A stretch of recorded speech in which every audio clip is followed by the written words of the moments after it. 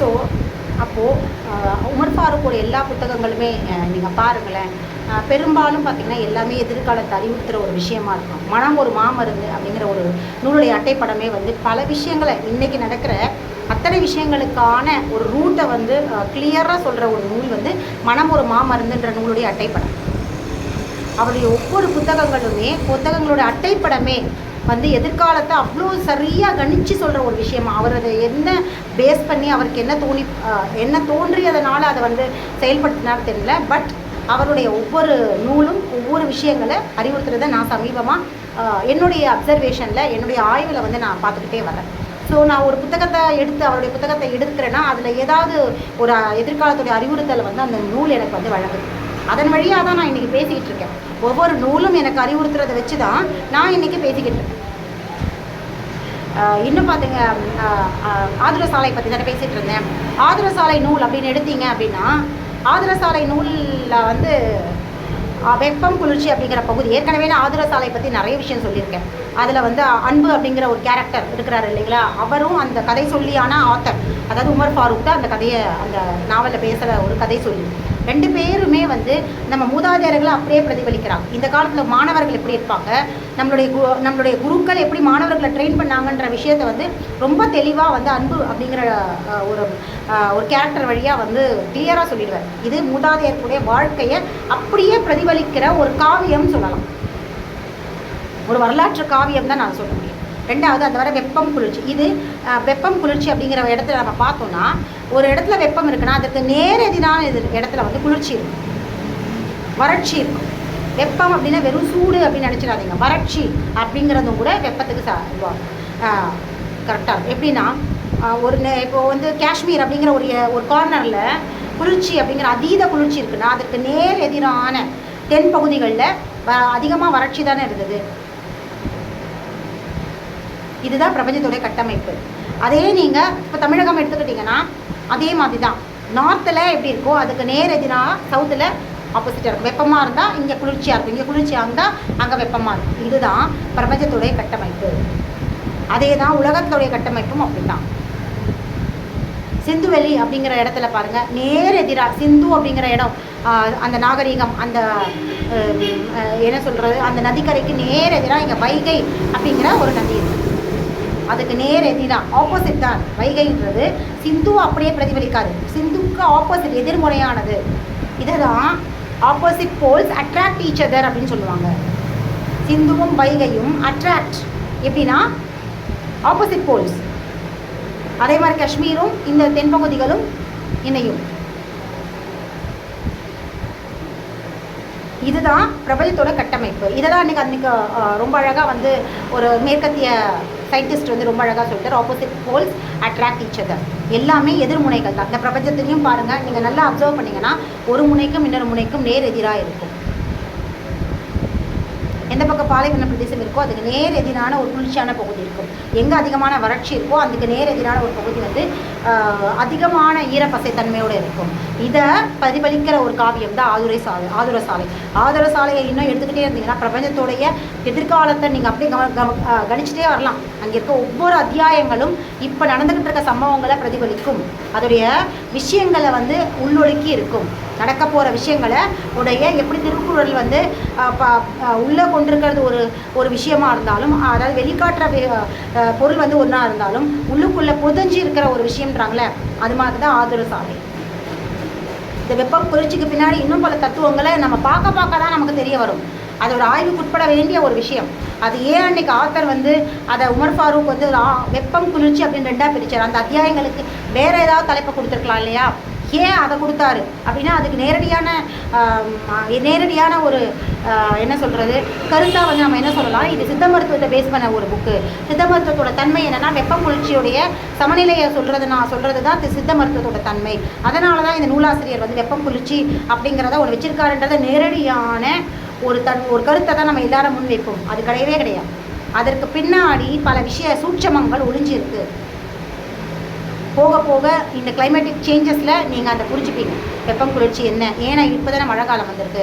இப்போ நம்ம உதாரணமாக இங்கே இவ்வளோ வெப்பமாக இருக்குன்னா அதுக்கு நேரடியாக ஏதோ ஒரு இடத்துல அதிகப்படியான குளிர்ச்சி இருக்குது, இல்லை எங்கேயோ அதிகப்படியான தமிழகத்திலேயே எடுத்துக்கிட்டாலும் அதிகப்படியான வெப்பம் இருக்க போது அதற்கு ரிஃப்ளெக்டிவ் பிளேஸாக எதிர்முனையை ரிஃப்ளெக்ட் பண்ணுறதா வந்து இங்கே அதிகமான குளிர்ச்சி வரப்போகுது. இது மாதிரியான ஏதோ ஒரு எதிர்காலத்தை கணித்து சொல்லக்கூடிய ஒரு விஷயத்தை வந்து அந்த நூல் வந்து புரிஞ்சிருக்கு.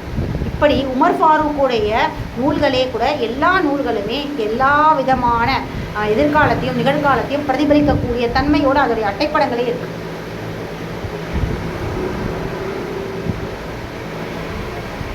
ஸோ நான் இப்படி தான் நம்ம மூதாதையர்கள் எல்லா விஷயத்துலையும் இருந்தாங்க. அப்போது இந்த விளையாட்டுகள் அப்படின்ற இடத்துலையுமே கூட இந்த மாதிரி விளையாட்டுகளை வச்சு நம்மளுடைய உடல் அறிவியலை வந்து உணர்த்தினாங்க. விளையாட்டுகளில் எந்த விதமான அதாவது வெற்றி தோல்வியை சகஜமாக எடுத்துக்கணும் அந்த தன்மையை வந்து அந்த விளையாட்டுகள் வழியாக கற்றுக் கொடுத்தாங்க. இன்றைக்கு ஏகப்பட்ட விஷயங்கள் இன்றைக்கி சாதாரண ஒரு ஃபெயில் ஆகிட்டா கூட எக்ஸாமில் ஃபெயில் ஆகிட்டா கூட மேலேருந்து கீழே குதிச்சு செத்து போகிறாங்க நிறைய பசங்க, சூசைட் அட்டம் பண்ணிக்கிறாங்க இன்றைக்கி இருக்கிற மாணவர்கள். ஸோ இதுக்கான தன்மை இதோடைய காரணம் என்ன, இதோடைய அடிப்படை என்ன அப்படின்னு பார்த்தீங்கன்னா விளையாட்டுகள் இன்றைக்கு அரசியலாக்கப்பட்டது தான். விளையாட்டில் கூட அவங்க வந்து அந்த தோல்வி வெற்றியை தாங்கிக்க முடியாத அளவுக்கு விளையாட்டுகள் இன்றைக்கு வேறு மாதிரி கொண்டு போயிட்டு டிவியில் காட்டுற விஷயங்கள் விளையாட்டை ஒரு வித தீவிரத்தை பார்வையாளர்களே பதற்றத்தில் கொண்டு போகிறாங்க. என்ன ஆகிடும், விளையாடுறாங்க, யார் ஜெயிச்சா என்ன, அது ஆஸ்திரேலியா ஜெயிச்சா என்ன, இந்தியா ஜெயிச்சா என்ன, பாகிஸ்தான் ஜெயிச்சா என்ன, இந்தியா ஜெயிச்சா என்ன, ஸ்ரீலங்கா ஜெயிச்சா என்ன, இந்தியா ஜெயிச்சா என்ன, இல்லை வேறு ஏதாவது கண்ட்ரி பங்களாதேஷ் ஜெயிச்சா என்ன, இந்தியா ஜெயிச்சா என்ன, யார் ஜெயிச்சா என்ன, யாரோ ஒருத்தர் ஜெயிக்கிறாங்க. விளையாட்டை அவங்க ஆடினாலும் நம்ம ரசித்து பார்க்கணும், இவங்க ஆடினாலும் ரசித்து பார்க்கணும். யார் நல்லா விளையாடுறாங்க, யார் அந்த அளவுக்கு மெனக்கிட்டு இருக்காங்க, யார் வந்து உழைப்பை போட்டிருக்காங்க, யார் அந்த விளையாட்டை ஆர்வமாகவும் மனசையும் உடலையும் ஒன்றிணைச்சு ஒருமுகத்தன்மையோடு அதை கற்றுக்கிட்டாங்க, அதை பயிற்சி செஞ்சாங்க அப்படிங்கிற இடத்துல இருந்து நம்ம பார்த்தோன்னா நமக்கு அது பெருசாக தெரியாது. அங்கே இருக்கிற எல்லாருமே ஒரு பிளேயர்கள், ஒரு விளையாட்டு வீரர்களாக தான் நம்ம கண்களுக்கு தெரியும். ஆனால் இன்றைக்கு என்ன பண்ணிட்டாங்க அப்படின்னா விளையாட்டு வீரர்களாக்கிட்டாங்க. விளையாட்டு வீரர்களாக்கிட்டாங்க. இது என்ன விளையாட்டு வீரர்கள் அப்படின்னா பரிசுகளும் விருதுகளும் யாருக்கு கொடுத்தாங்க, நம்ம முன்னோர்கள் அரசர் காலத்திலேருந்து போர்க்கலைகளில் இருக்கிறவங்களுக்கு தான். மகாபாரதம் பார்த்துருக்கீங்கல்ல, கர்ணன் அர்ஜுனன் பஞ்சபாண்டவர்கள் என்ன பண்ணாங்க அப்படின்னா குரு துரோணர்கிட்ட எல்லாமே கற்றுக்கிட்டு அவங்களோட திறமைகளை வெளிக்காட்டுறதுக்கு அங்கே வந்தாங்க. ஒரு பெரிய திடலுக்கு வந்து எல்லா அரசவையில் இருக்கிற அத்தனை பேர்களும் பொதுமக்கள் முன்னாடியும் அவங்க எந்த அளவுக்கு குரு துரோணர் அவங்களை ட்ரெயின் பண்ணியிருக்காரு அப்படிங்கிற திறமைகளை காட்ட வந்த இடத்துல அவங்களுக்கு நிகரான ஒரு ஆண்மகனாக வந்து யார் இருந்தா அப்படின்னு பார்த்தீங்கன்னா கர்ணன் குருவே இல்லாமல் கற்றுக்கிட்டு வந்த ஒரு திறமைசாலியான ஒரு போர்களை கொண்டவர், ஒரு வீரர். அவர் தன்னுடைய கலைகள் எல்லாத்தையும் கற்றுக்கிட்டு அர்ஜுனனுக்கு நிகராக செயல்படுத்தி காட்டுவார். ஆனால் ஜாதி பிரிவினைன்றதை காட்டியிருக்காங்க. அதுக்கு பின்னாடி வேறு தத்துவம் இருக்கலாம், நமக்கு இப்படி காட்டப்பட்டிருக்கு, அதுக்கு பின்னாடி வேறு ஒரு விஷயம் ஒளிஞ்சிருக்கலாம். அதை இன்னும் ஆய்வு செஞ்சு யோசித்தோன்னா அதுக்கு பின்னாடியான தத்துவங்கள் புரியும். ஸோ அங்கே திறமைகள் போர்க்கலைகளில் தான் வந்தது. அது விளையாட்டு கிடையாது, போர்க்கலை. அந்த போர்க்கலைக்கு தான் அங்கே அங்கீகாரம் கிடைச்சிது. அர்ஜுனன் இவங்க எல்லாரையும் அதாவது பாண்டவர்கள் கௌரவர்கள் இதில் யார் திறமைசாலிகள் அவங்களுக்கு இளவரசர்கள் ஆகிறதுக்கான தகுதி கொடுத்தாங்க. கர்ணனுக்கு வந்து துரியோதனன் ஒரு நாடை வந்து ராஜாவாக்கணும். அங்கே திறமைகளுக்காக பரிசுகள் வழங்கப்பட்டது, அங்கீகாரம் வழங்கப்பட்டது, விருதுகள் வழங்கப்பட்டது. விளையாட்டுகளுக்கு கிடையாது. விளையாட்டுன்றது ரசிக்கிறதுக்காக மட்டும்தான். மக்களும் ரசிக்கணும், அங்கே விளையாடுறவங்களும் தங்களை ரசித்து விளையாடணும், என்ஜாய் பண்ணணும், விட்டு கொடுத்து போகணும். அந்த மனப்பான்மையை கொண்டு வந்ததே விளையாட்டு தான். விட்டு கொடுத்தல் அப்படிங்கிற மனப்பான்மையை கொண்டு வந்த விளையாட்டை இன்றைக்கு விட்டு கொடுக்காம எதிரிகளாக பார்க்குற அளவுக்கு ஒரு போர்க்களத்தில் ஒரு எதிரியை எப்படி சந்திக்கிறானோ ஒரு போர் வீரன், அந்த இடத்துல இன்றைக்கி விளையாட்டு கொண்டு வந்துட்டான். அப்படி தான் ஒவ்வொரு கேமும் இருந்துக்கிட்டு இருக்கு. அடி தடி வெத்து குத்து இன்னும் அடித்து கொள்ளலை, அந்தளவு இன்னும் அந்த இடம் தான் நடக்கலை. அதை சார்ந்த எல்லாமே இன்றைக்கி நடந்துருச்சு. அதனால தான் விளையாட்டு வீரர்கள் வச்சுட்டாங்க பேர். போர் வீரர்கள் மாதிரி இன்றைக்கி விளையாட்டு வீரர்கள். ஏன்னா வீரர்கள் தானே போர்க்குணத்தோடு இருப்பாங்க. விளையாட்டு அப்படின்னா விளையாட்டுக்காரர்கள் தான் அப்படி வைங்க. விளையாடுறவங்க விளையாட்டுக்காரர்கள் தான். அவங்க எப்படி வீரர்கள் ஆவாங்க? வீரர்கள் யார்? போர் செய்கிறவங்க தான் வீரர்கள். அப்போ அவங்களுக்கு வைக்க வேண்டிய பெயரை, அவங்களுக்கு இருக்க வேண்டிய தன்மையை இங்கே விளையாட்டு வீரர்களுக்கு விளையாட்டுக்காரர்களுக்கு கொடுத்ததுனால இவங்க என்ன ஆகிட்டாங்கன்னா போர்க்குணத்தோடையே தான் ஃபீல்டுக்கு போகிறாங்க. ஒரு கிரிக்கெட் ஃபீல்டுக்கு போகிறாங்கன்னா அதை ஃபீல்டில் வேறு பேர் வச்சு மைதானமாக்கிட்டாங்க. எது? போர் செய்கிற மைதானம். அங்கே அவன் எப்படி போகிறான்னா அதை ஒரு போர்க்கலையாக பார்த்துக்கிட்டு இருக்கான். சண்டை அவனை பார்க்கும்போது ஒரு சக மனிதனாக ஒரு விளையாட்டு வீரராக பார்க்கல, யாரோ ஒருத்தர் நம்மளை அட்டாக் பண்ண வரவன் மாதிரி பார்த்து இன்றைக்கி விளையாட்டோட தன்மையே கெட்டு போச்சு. இன்னும் இது விளையாட்டை எதுக்கு கண்டுபிடிச்சாங்க அப்படின்னா உடல் அசைவு, ஒரு என்ஜாய்மெண்ட், மனசும் உடலும் ரெண்டுமே மகிழ்ச்சியாக இருக்கிறதுக்காக கண்டுபிடிச்சது தான் விளையாட்டு. இதை இன்னும் நிறைய இடத்துல நம்ம முன்னோர்கள் கடைபிடிச்சாங்க. எங்கே அப்படின்னு பார்த்தீங்கன்னா வழிபாட்டு தலங்கள், அதாவது யாத்திரை, தீர்த்த யாத்திரை போகிறது, ஒரு படிக்கட்டு, அதாவது மலைக்கு மேலே படிக்கட்டு, மலை ஏறுறது, இது எல்லாமே என்ன, இந்த மலை ஏறுறது இன்றைக்கி ஒரு கலையாக வச்சுருக்காங்க இல்லையா, மலையேற ட்ரெக்கிங் அப்படிங்கிறது எதை பார்த்து வச்சாங்க? நம்ம முன்னோர்கள் மலையேறுதல் அப்படிங்கிற கோயில்களுக்கு போகிற வழக்கத்தை வச்சு தான் இன்றைக்கி மலையேற பழக்கம் கொண்டு வந்தாங்க. எல்லாமே நம்ம முன்னோர்கள்கிட்ட இருந்தால் கற்றுக்கிட்டாங்க. எதற்கு மலை ஏறுறதை ஒரு தனியாக வச்சாங்க அப்படின்னா, அதனால கை கால்களுக்கு நல்ல அசைவு, உடல் ஆரோக்கியம். அதாவது ஒரு மலையை ஏறும்போது இன்றைக்கி படிக்கட்டுக்கெல்லாம் மாற்றிட்டாங்க, ஓகே, அட்லீஸ்ட் அது மினிமம். ஆனால் மலையை ஏறும்போது அந்த கற்களையும் பாதைகளையும் ஏறதுக்கு முன்னாடி வாழ்க்கை தத்துவமும் இருக்குது, உடல் தத்துவமும் இருக்குது. இப்படி ரெண்டு தத்துவத்தையும் காட்டுறது, பறைசாற்றுறது தான் விளையாட்டு. நம்ம முன்னோர்களுடைய எல்லா விஷயங்களும் வழிபாட்டு முறையுமே கூட. என்ன 2 தத்துவம்? மலை ஏறும் பொழுது இந்த மூச்சிலேருந்து, இந்த காற்று மண்டலத்திலேருந்து இருக்கிற 5 பஞ்சபூதங்களுமே வேலை செய்யும். அந்த ஒவ்வொரு பாறாங்கள்லையும் ஒவ்வொரு மலையையும் அவங்க கடத்தி ஏறும் பொழுது அத்தனை பஞ்சபூதங்களும் அங்கே வேலை செய்யும். அப்போ ஒட்டுமொத்த பஞ்சபூதங்களுக்கும் அங்கே வேலை கொடுக்கும்.